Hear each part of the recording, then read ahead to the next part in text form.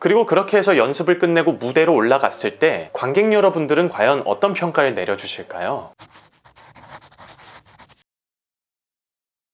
안녕하세요, 정성진입니다. 제가 공연을 처음 했던 거는 2006년이었는데요. 그때 공연했었던 연출님이 저에게 어떤 코멘트를 해주셨냐면, 자, 연기 좋았고 거기서 오른손으로 책상을 딱 치면서 푼잡 하면서 딱 일어나 라는 식으로 코멘트를 해주셨습니다. 여러분, 뭔가 조금 이상한 점을 발견하시지 않으셨나요? 네, 저는 철저하게 마리오네트처럼 움직였다는 거죠. 그 작품 속에는 뭐 학력이나 나이 뭐 그런 거 상관없었습니다. 왜냐면 저보다 더 나이가 많은 중앙대 연극영화과 나온 형도 있었고 더 나이가 많으신 선배님들도 계셨거든요. 거의 모든 배우들이 그런 코멘트를 받았었습니다. 그리고 그 작품 이후 다른 작품을 했었을 때 저에게 나타난 변화들에 대한 이야기는 조금 나중에 말씀을 드려보겠습니다. 자, 여러분은 지금 어떤 식으로 연기 공부를 하고 계신가요? 선생님들께 코멘트를 받으실 거예요? 거기에다가 의미를 부여하고 계신다면 오늘 이 영상을 보시는 순간부터 생각을 조금만 한번 바꿔보셨으면 좋겠습니다. 우리가 움직인다라고 하는 것은 목적과 의도가 분명히 존재하는 부분인데 누군가가 움직임을 미리 정해버리잖아요. 그러면 그렇게 움직이기 위한 목적이 만들어지는 것이거든요. 지금 제가 커피를 마시고 싶어서 냉장고로 가는 것과 냉장고로 가라는 것은 분명한 차이가 존재한다는 것입니다. 냉장고로 일단 가면서 냉장고에 왜 가는지에 대한 이유를 만들기 때문이에요. 우리가 살면서 그런 경험을 하는 게 과연 몇 번이나 될까요? 제가 그냥 화장실에 가서 화장실에 온 김에 샤워를 할까?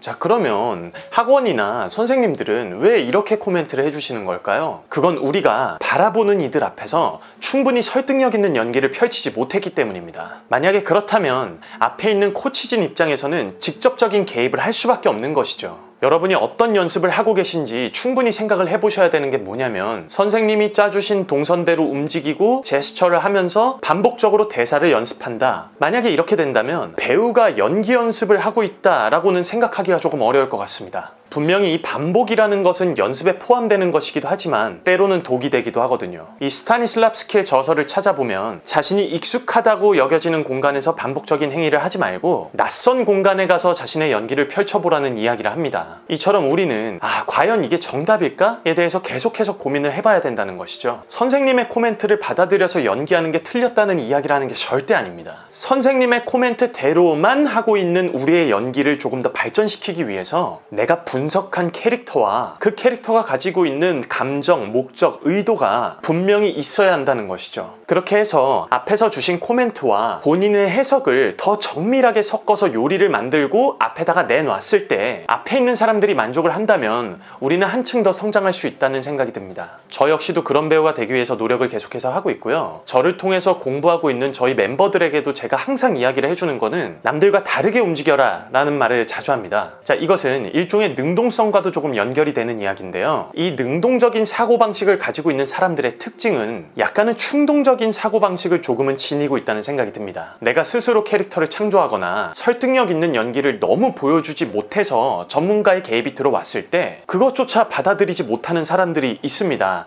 생각보다 많아요. 자신의 고집을 버리지 못해서 감정적인 사고방식으로 접근해서 그 코멘트를 받아들이는 순간 표현력에 있어서는 더더욱 한계가 오기 시작을 하고 다른 것들을 표현하려고 하더라도 거대한 벽이 자기를 가로막고 있다는 생각이 들기 시작하거든요. 하지만 그렇게 어려움을 겪고 있는 많은 사람들과 조금은 다른 방식으로 자신에 대해서 접근을 해본다면 앞에서 날 봐주는 사람들의 이야기에 집중하고 자신이 창조한 것들을 때로는 과감하게 버릴 줄도 알며 코멘트를 받은 것만 하는 게 아니라 그 코멘트를 토대로 해서 새로운 것들을 창조하는 데 힘을 쏟기 시작합니다. 충동적이라고 해서 그 충동적인 사고방식으로 자신을 감정적으로만 몰아가는 게 아니라 연출님이나 선생님들의 의견을 믿고 다시 설득력 있는 무언가로 재창조해내는 충동적인 사람, 굉장한 순발력도 필요하겠죠. 그리고 그렇게 만들어진 것들을 누군가가 이유를 붙여주지 않더라도 능동적으로 움직여서 조금의 팁만 주면 바로 받아서 자신의 인물로 재탄생시킬 수 있는 사람, 그런 사람이 바로 남들과 다른 선택을 하는 사람이라는 생각이 듭니다. 저 역시 처음에 오른손으로 이제 책상을 치면서 올라오면서 이야기를 하라는 것과 동시에 억양까지 정해주셨어요. 물론 처음에는 마음에 굉장한 어려움이 있었지만 거기에다가 저의 저의 해석을 더욱더 붙이고 인물과 친해지기 위한 노력과 더불어 상상력을 가미해서 캐릭터를 만드는데 최선을 다했습니다. 그리고 이제 그 작품이 끝난 다음에 몇 년이 지나고 외국인 연출님과 처음 작업을 할 때 제가 시도한 연기에서 설득력을 느끼지 못하셔서 저한테 코멘트를 주셨을 때도 그 코멘트를 토대로 해서 저만의 아이디어를 또 집어넣고 새로운 캐릭터를 만들기 위해서 최선을 다했거든요. 그리고 그렇게 해서 연습을 끝내고 무대로 올라갔을 때 관객 여러분들은 과연 어떤 평가를 내려주실까요? 아까 그 장면 봤어? 그 장면에서 그 배우가 연기를 막 할 때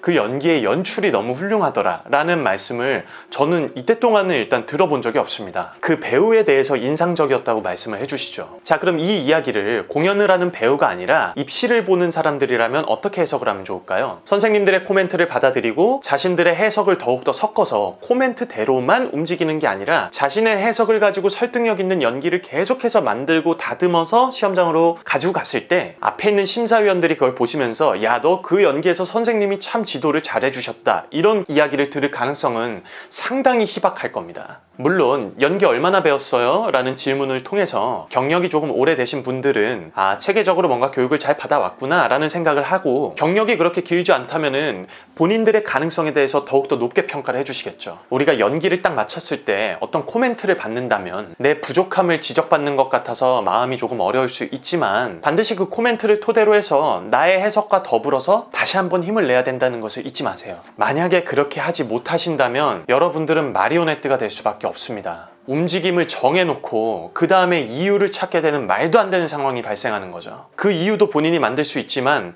설득력 있는 연기를 계속해서 보여주지 못한 시간이 길어진다면 그 이유까지도 제공을 받는 상황이 되는 거예요. 물론 그렇게 마리오네트처럼 준비를 했다고 해서 그 연기를 보여줬을 때 앞에 있는 사람들이 그렇게 그것을 인지할 확률은 아주 희박합니다. 하지만 여러분 스스로 그런 연기를 하는 사람들이 되지 않기를 바랍니다. 자, 오늘은 이 연기에 대해서 조금은 예민할 수 있는 부분에 대해서 다뤄봤는데요. 모쪼록 여러분들께 도움이 되셨으면 좋겠습니다. 긴 영상 시청해 주셔서 감사합니다. 고맙습니다.